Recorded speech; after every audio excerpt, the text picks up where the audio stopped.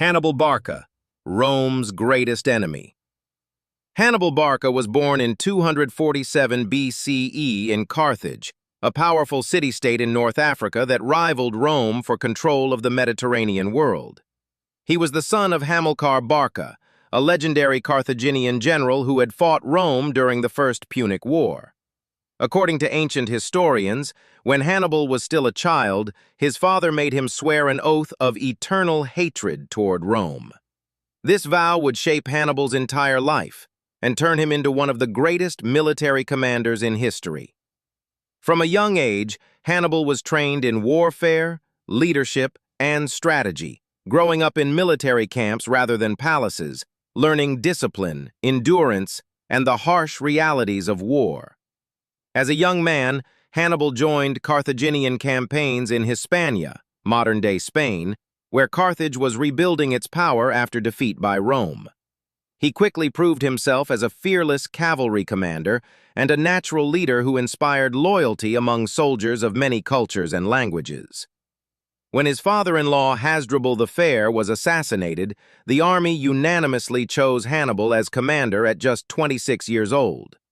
Rather than waiting for Rome to strike again, Hannibal decided to carry the war directly into Roman territory, planning one of the most daring military campaigns ever attempted.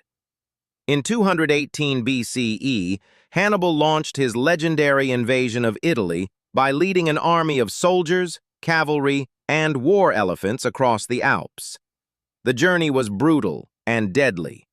Harsh weather, narrow mountain passes, ambushes by hostile tribes, and starvation killed thousands of men and animals.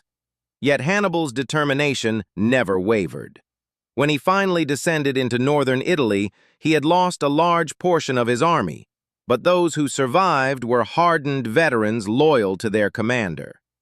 The mere fact that Hannibal had crossed the Alps with elephants shocked Rome and remains one of the most famous feats in military history. Once in Italy, Hannibal repeatedly defeated Roman armies using superior tactics and psychological warfare.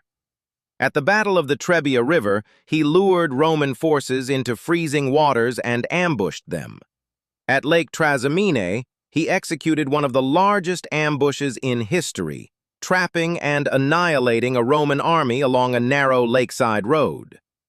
Hannibal's greatest victory came in 216 BCE at the Battle of Cannae, where he used a brilliant double envelopment maneuver to surround and destroy a much larger Roman force.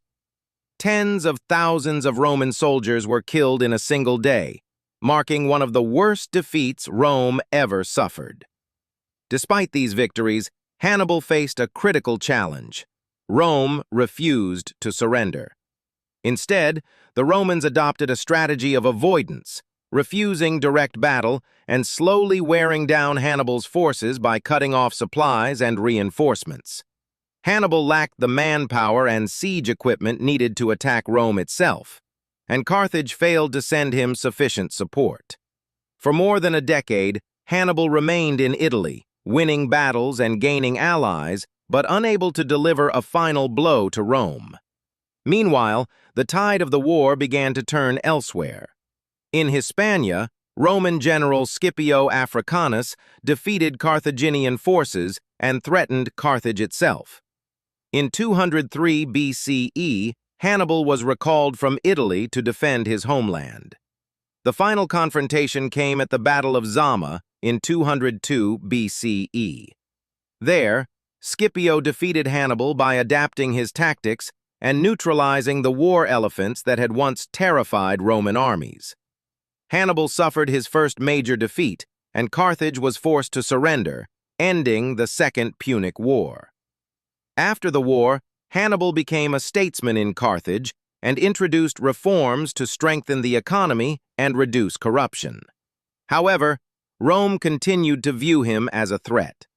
Fearing capture, Hannibal fled into exile, traveling across the eastern Mediterranean and offering his military expertise to Rome's enemies. Even in exile, his reputation haunted Rome, and Roman leaders pursued him relentlessly.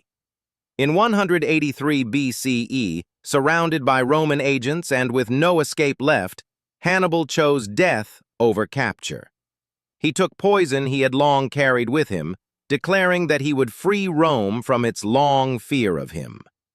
Hannibal Barca died far from his homeland, but his legacy endured.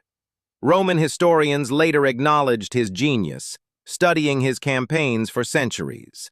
Today, Hannibal is remembered as one of the greatest military strategists of all time, a commander whose boldness, intelligence, and determination nearly brought the Roman Republic to its knees.